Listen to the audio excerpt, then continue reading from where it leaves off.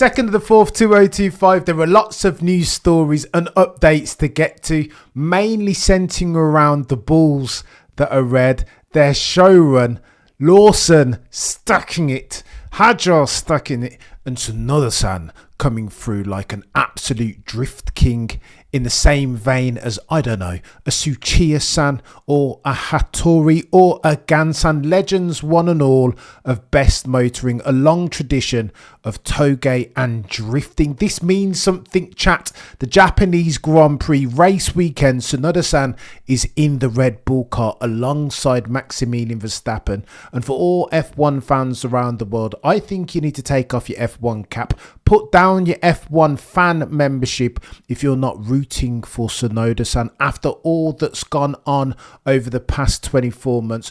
We'll talk about the causation of it. We'll talk about Adrian Newey potentially vetoing Tsunoda-san's appointment. So too, we'll talk about Liam Lawson's reaction, saying, "Oh, I didn't expect this. This was a big shock," despite his comments to the effect of that he knows that he needs time, but that's the one thing that he doesn't have. Lewis Hamilton, and he's a business man, not a business Matt. You know, you get the difference. He's a corporation, a behemoth of a marketing entity, and that's borne out in the Puma sales. We'll talk about that. So too, there's other things, other bits and bobs to talk about, but I feel like that will take us through. Let's get it, Nando. What's going on, Macon?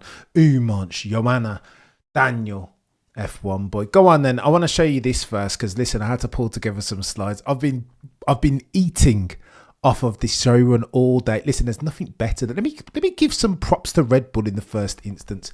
There's nothing better than a showrun. There's no team, I'd argue, potentially in F1 history, definitely not over the past 10, 20 years, modern day F1. There's no team on that grid has done more to take F1 to the people. Not everybody can afford $1,000 gazillion for paddock passes at, I don't know, a Silverstone or a Miami or a Las Vegas. So sometimes, with a view to broaden the spectrum of F1 to grow growth markets, North America, Europe, Asia, etc., sometimes there's a cost, a tax to be paid from bringing F1 to the people. Who else does that better than Red Bull in their showruns? I remember once upon a time, many moons ago, going to one in Milton Keynes, seeing and hearing and feeling, being up close with these F1 cars, the loud ones. This was the days of Sebastian Vettel, seeing that dude up close and personal, getting a cheeky signature. It was chaos. If I weren't already an F1 fan, that would have converted me, made a believer out of a skeptic. And again, it's noise and it's the visceral, it's the touch and the feel of it. It needs no translation. And again, Red Bull, to commemorate the end of their partnership, the final Japanese Grand Prix of the collaboration with Honda, they've done a couple different things. You've seen all of the marketing go crazy. RA272 commemoration. That's what the bloody livery looks like. And it is God tier, ladies and gentlemen. Let's be honest. Nobody said that they could up what they'd done in Turkey 21. But I would argue the significance of this makes the aesthetic more. It's an occasion, right? Steeped in history. They're telling the rich tapestry of a narrative that is Honda's participation in Formula One, and it's brilliantly well done. Listen, as far as their marketing, nobody can criticize Red Bull. Listen, there are other things going on in the background, of course, and we'll cover that another day. That's another subject topic for another conversation. But this, when the energy drinks company get their marketing cap on, nobody does it better. And they've done it again. 24 hours ago, they did a showrun in Japan, and it is chaos, debuting Tsunoda-san, and it couldn't have been more fitting. Pathetic fallacy. Let me set the scene this way before we get into it. Anybody who knows anything about motorsport understands that Japan has a rich history of it. Toge, Initial D. If you've ever watched Best Motoring, then you know what I'm talking about. If you've never watched Best Motoring, then go and dial it into YouTube. Go and check out Gan-san and Hattori and Tsuchiya-san. Drift King setting, Fast and Furious. That's what I'm talking about here. Toge as well. What do you mean? AE86 settings, Hachiroku. Is that how we're going on today? Getting deep into the automotive knowledge. That's what Japan means to motorsport. Indeed, you would argue, you'd be forgiven for arguing even, that they are synonyms of each other. A deep, rich history. That's why this showrun means a lot. Now you have Tsunoda-san in the Red Bull car as well. Today, or yesterday even, he was in the RB7 alongside Liam Lawson, who again, Racing Bull settings, Hajar Racing Bull settings, and Maximilian Verstappen driving round in the RB16B 2021 iteration of. Let me show you what I'm talking about here, because I think this means something. Again, remember that drifting, initial D, all that stuff comes from where? Do you mean? Japanese drivers are famed for that sort of stuff. And again, in fact, let me tell you this for context, because this is even more important. Look, if you're going to drive that RB21 or R21, what am I on about? The current iteration of Red Bull car, whose name eludes me. 21B. What am I talking about? RB21. There you go. Let's call it that. 2025 iteration of Red Bull. Look, what characterizes that car in its handling dynamic? What you need to drive is twitchy, understeery to snap oversteer.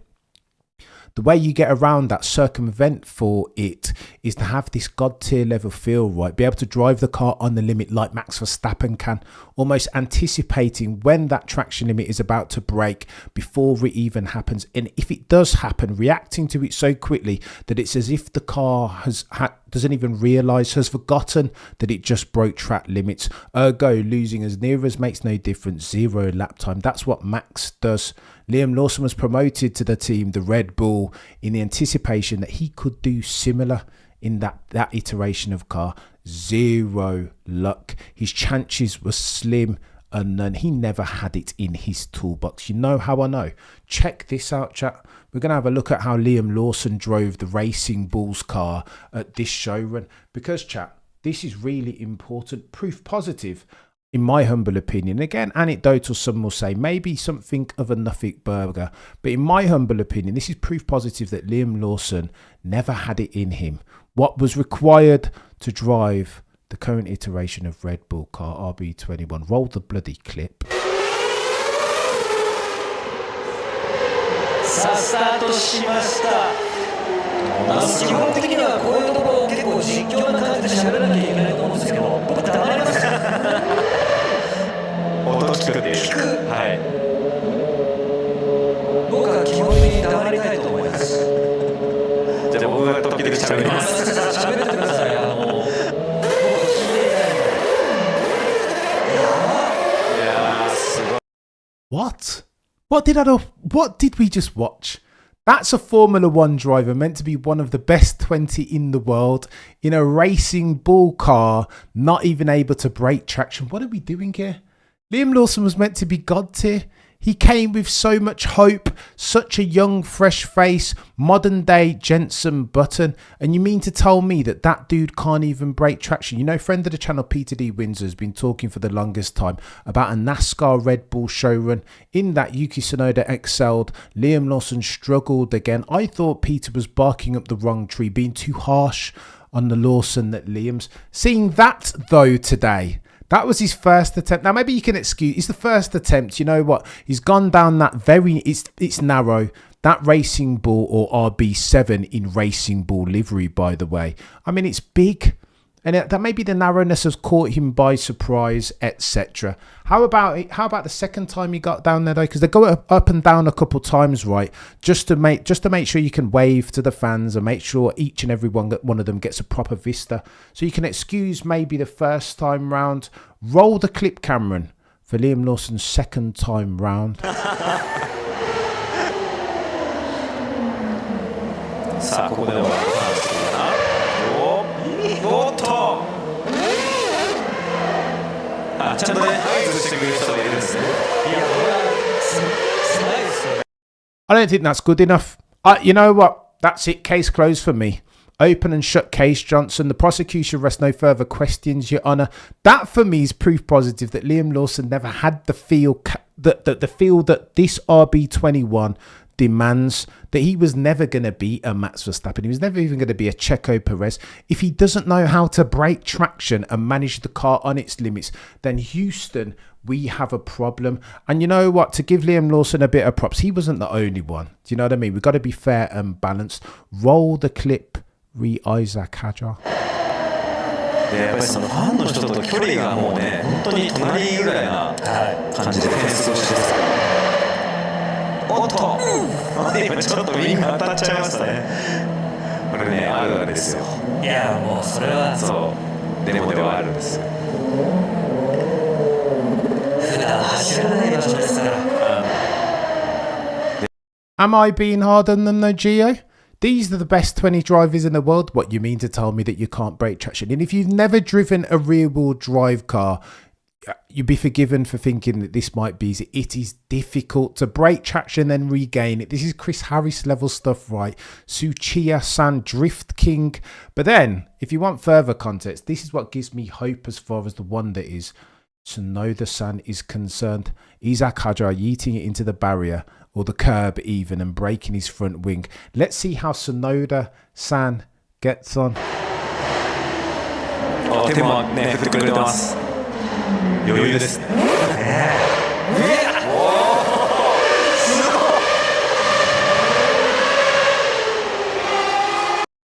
Now there's a man who knows how to handle a car on the limit of traction. That's what I'm talking about. Now, I know Tsunoda-san hasn't had a lot of time in the sim, even though he said, you know what, it didn't feel that easy, that difficult even to drive in the sim. It was more about accommodating the setup, making sure my setup tallies with that of the RB21. However, if there is anecdotal evidence that speaks to Tsunoda-san's case to being the driver, the second driver that Max Verstappen so needs and deserves if he's to defend his championship and win a 5th consecutive, then I would argue that is it. Maybe he yeeted it on his second time, eh? We need to see like evidence in longer form, more of it to say beyond reasonable doubt. Roll the clip of Tsunoda-san doing this second time round. Let's see how he got on. 日本グランプリデザインですかね。おっと、サービスしてくる。いやすごい。かぶってね、ユキ選手。日本グランプリデザインですかね。おっと、サービスしてくる。いやすごい。I cannot hate it. That's exactly what I want to see from Tsunoda-san. However, let me say this. This isn't proof positive that he's going to go on to do great things, but it's a bloody good start. Where Liam Lawson failed, where Hadjar didn't have the requisite level of feel on the limit of traction, Tsunoda came to passed his exam, his first exam, with flying colours, and I'm here for it, chat. I'm loving that make on Daniel. Now I can believe the headlines that Yuki said it wasn't difficult to. I'm telling you, can you imagine? Look at Tsunoda-san, look at him go. And this is a good news story for F1, I would contend. I'm loving seeing Tsunoda-san. What better, they always say this in UFC, what better thing than to see Conor McGregor, an Irishman, fight for a championship in Ireland? All his people are going to come out. The Irish army, as they call them, they're going to come out en masse. What better than seeing, therefore, Tsunoda-san at the Japanese Grand Prix at Suzuka, his home race in a Red Bull, for Pete's sake, the proper one, not the junior team, the senior team. I think this is an epic story, and F1 need to get their arms around it and run with it, lest they want to be found guilty of promotional malpractice. Speaking of which, you see that we talked about this earlier and yesterday, that the FI drivers press conference need to have Liam Lawson and Tsunoda sat alongside one another. If again they understand a bit about marketing, that friction attracts eyes and attention dollars. If you harbour aspirations of growing this sport as I and you do, I don't ever want to be in a room where nobody watches F1, where I'm the only person that speaks the language of F1. If therefore you harbour ambitions of growing this sport, then leverage the salacious, especially when you're given it by Red Bull, by dint of their decision making. Therefore, put Liam and Tsunoda-san in a press conference together. I would argue just close it off. Don't have 3 drivers. Have just those 2. Tsunoda-san, Lawson. Let them talk it out. Lawson, how do you feel about this, mate? Getting demoted. You said that you were shocked, chap. You said that you were friends with Tsunoda-san. How about now? Tsunoda-san said this about you, that you were never friends, that because you wanted the same thing, that you never got on properly, that you were a funny guy. React to that, to Liam. Tsunoda-san, are you ready for this? Are you ready, really? I don't think you're ready, Tsunoda-san, because Helmut Marko once upon a time said that you were far too mercurial, far too temperamental. Red Bull at each and every single turn wanted you to go to sports psychologists to level out your mentality. How about Mexico? Adrian Newey didn't want you then. We'll get to that. Put them in a presser, surely. It would be promotional malpractice to not. But what did the FIA do? FOM? Of course, they separate them out, don't they? Liam Lawson will be at the first. Tsunoda-san will be at the second. What are we doing? Are they even allowed to use scissors? Oh, the humanity. A golden opportunity is presented to Formula One and they drop the ball yet again. This makes no sense, Daniel. But I just don't even understand. Give Yuki a chance, says Benzi. I know I don't want to big him up too much, but again, go on, let's go back to his quotes. He was quoted as saying, you know what, I know there's big expectation, a lot of pressure around me. The expectation from Red Bull and all related parties, the C-suite execs at the Bulls that are red, is that I deliver. Now, some might say that that's too much pressure, Tsunoda-san says, but I say bring it. I want all that pressure. Now, it sounds good on paper, but if we're being realistic and we're having a conversation under the umbrella heading of Tsunoda-san's ability to deliver upon his not insubstantial potential, I would argue that he doesn't need that. Life is difficult in a Formula 1-2 line of least resistance settings, therefore should be Tsunoda-san's lot. I don't like the quotable, but imagine he goes and delivers at the Japanese Grand Prix. Imagine for a second that he just out-qualifies Liam Lawson. Imagine a podium. Imagine Tsunoda-san can do... Oh my goodness. I will lose my mind. Oh, the humanity. For real. Delaney screaming Yuki since Miami last year. I'm happy for him. Me too, Delaney. Like, I just think this is a brilliant story, and one that I feel F1 needs going into the third race. However, on the flip side of that, if we're talking about downside ramifications, those are all Liam Lawson's no. He's came out and said today that he didn't expect this. Now, when Liam Lawson starts talking, again, he's only a young buck, and I want to be empathetic, but he doesn't do well as an empathetic figure. I think Liam Lawson's lot throughout his F1 career will be one of the anti-hero. He plays the heel better than he does a babyface, I would argue. Why? Well, because he was the first one. As soon as he jumped into the Red Bull car, it was all talk. He was sledging Tsunoda-san, saying that dude's old news, that I've beat him in the feeder formula. I don't know why anybody's still talking about this. How are you going to handle the car, Liam? Liam said something to the effect of, I don't believe in all this adaptability thing. Either you can drive the car or you can't drive the car. Well, how about now, chap? How do you feel about that now? How about them RB21 apples, Liam Lawson? Get yourself in that Racing Bulls car, chap. Do you know what I mean? You are lucky, per Peter D. Windsor, you're lucky that Red Bull have 2 teams, because oftentimes it doesn't work out like this. You get one chance. Do not miss your chance to blow this opportunity. As far as F1 comes once in a lifetime, Liam Lawson's lucky that he's just been demoted and not kicked out of F1 as so many have done before him. However, today he's come out and he's spoken about his emotions and his level of anticipation around being demoted. He said to Sky Sports F1, and I quote, "It was definitely a shock. Honestly, it's not something that I saw coming. The discussions we were having as well, I think, weren't really leaning in this direction. So it was definitely not something that I sort of expected." Well, hang on a second, Liam. I know that's the exam answer. I get it. That's almost what he has to say. If he were to say anything else, Liam Lawson would be being daft, green, naive. However, how can Liam Lawson say that and we take him seriously as an F1 community if we know that over the past couple of weeks, all that I keep hearing Liam Lawson say is, listen, I'm not going to make any excuses. All I need here is time, but that's the one thing that I don't have. And if you need further affirmation, confirmation of that, Liam, you only need to have a listen to Helmut Marko. And he said, Liam Lawson is absolutely right. He might need time, but that's the one thing he doesn't have. So why then is this dude saying that he was surprised, shocked that there were no conversations, especially when you hear the race say that when they were talking to engineers, that the engineers were worried. It was them that realised, that realised that there was a problem as far as Liam Lawson, not necessarily because he was slower than Maximilian Verstappen, but the extent to which he was slower. It was the integer, the delta, the quantum between the two. It was humongous. 1 second is never going to cut the mustard, especially if you're Red Bull, Christian Horner, and you want to put 2024 very firmly in the rear view mirror. What better way to do that than by winning silverware, particularly of the constructors' variety? That's the one that they've lost and wanted last year because that's where all the money is. I don't know what Liam Lawson's talking about here.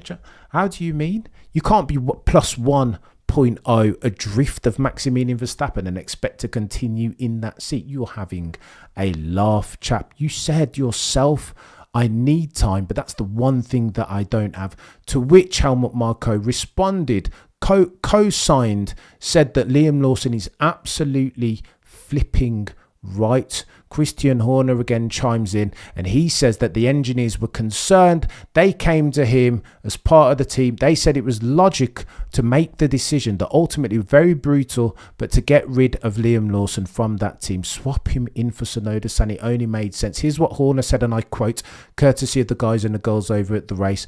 I think with everything that we saw in Australia and China, you could see that it was really affecting Liam Lawson quite badly, he told Sky Sports F1. We could have left him in, and I think that Liam is a driver with talent. Maybe within half a season we could have got there, but we just don't have that amount of time, Horner continued. It was something that was very clear to the engineering side within the team, just how much Liam was struggling with it all, and you could see that weight upon his shoulders. The engineers were coming to me very concerned about it, and at the end of the day, I think it was the logical thing to do. Bad decision.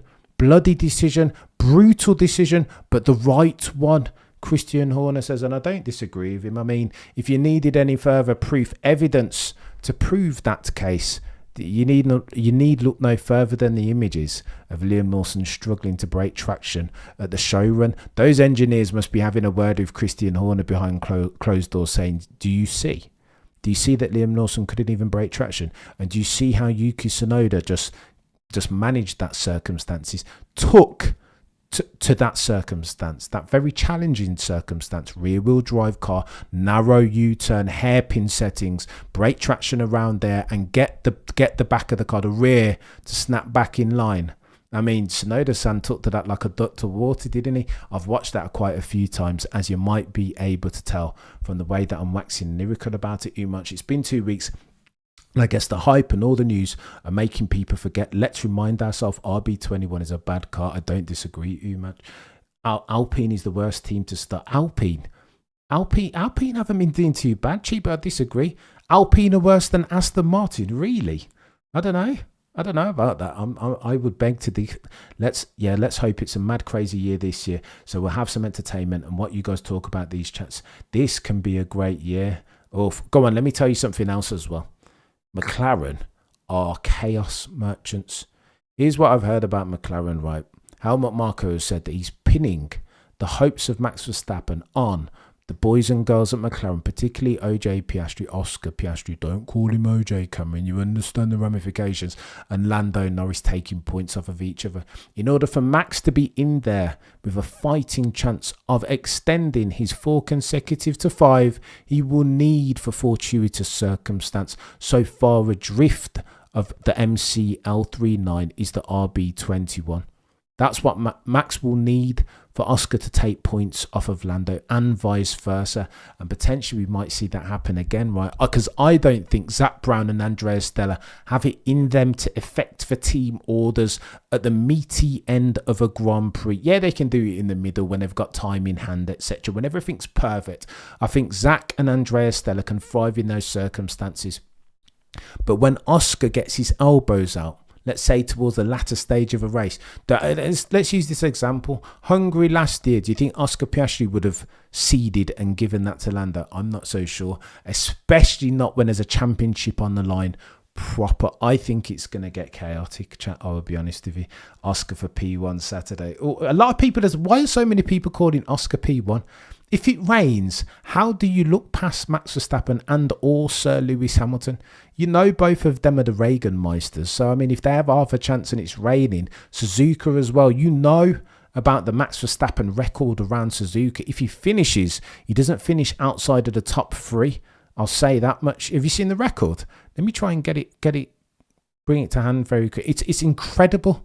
Max Verstappen over the last few years doesn't miss. Go on then. 2016, when he didn't even have a car, by the way. 2016, Max finished the Japanese Grand Prix in second. 17, second. 2018, third. 2019, DNF. 22, 23, and 24. Top spot of the podium. 25 points each and every single time. I think that's got to mean something. If past his prologue. I mean, you know, on this channel, we don't like to back against Max Verstappen because we don't like to use money around here. I'm a Max Glazer. Oh, dear. What's Judy saying? Max is running an independent campaign. He's going to need to leverage himself, right?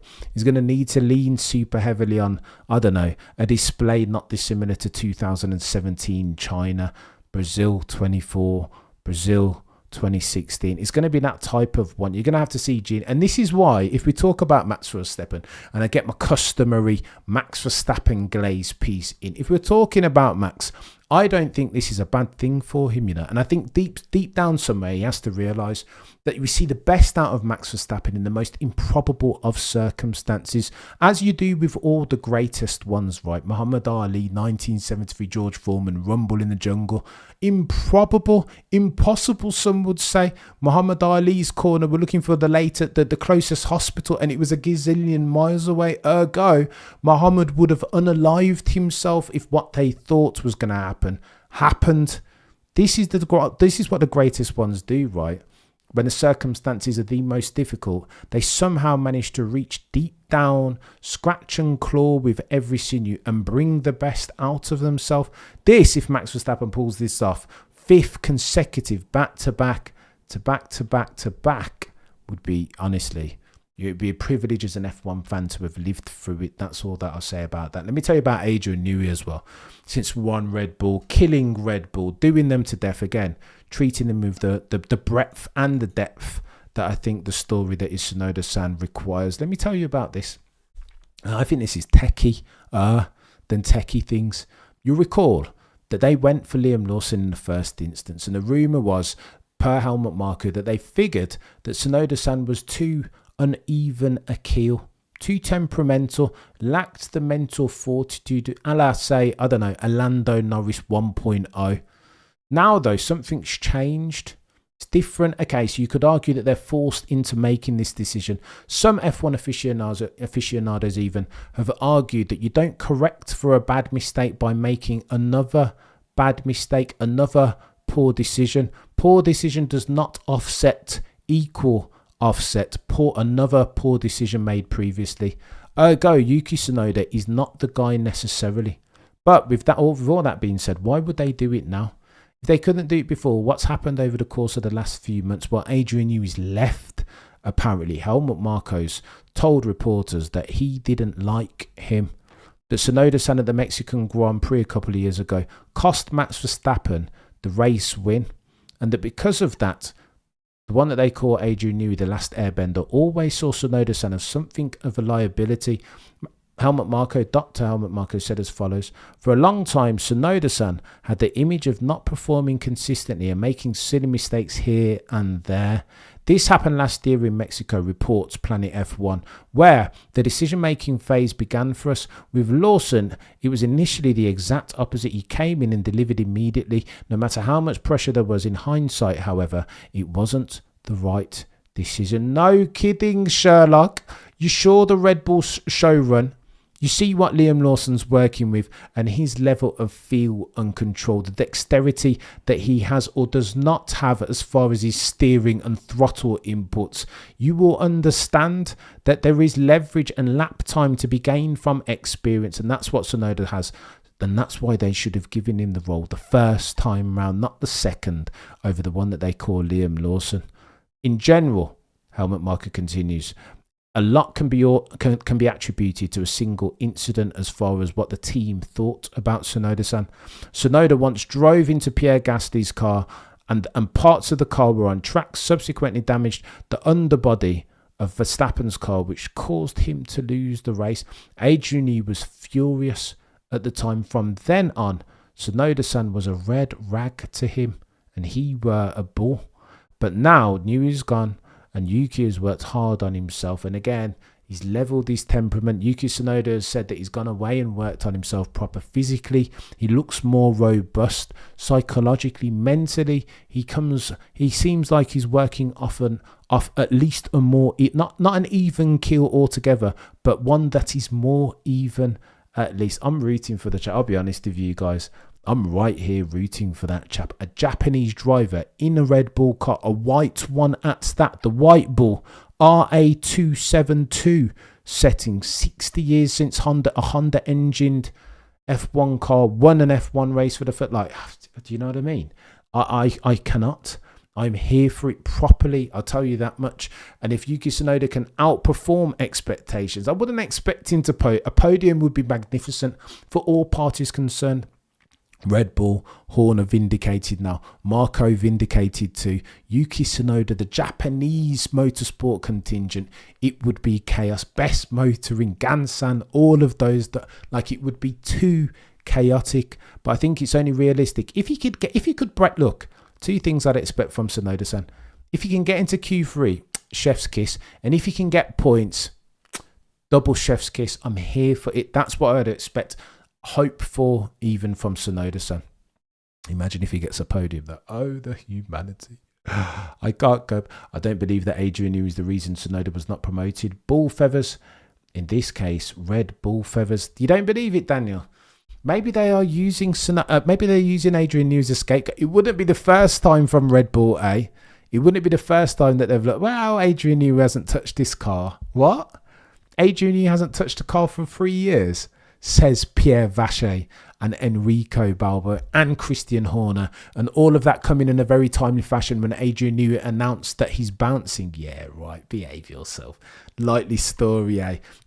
Adrian Newey is good, but we've got a team that can work independently of him, and if that RB21 ever becomes a bit temperamental, then they can fix for it. Oh yeah, well, how's that worked out thus far? Red Bull, Pierre Vacher, Enrico Balbo.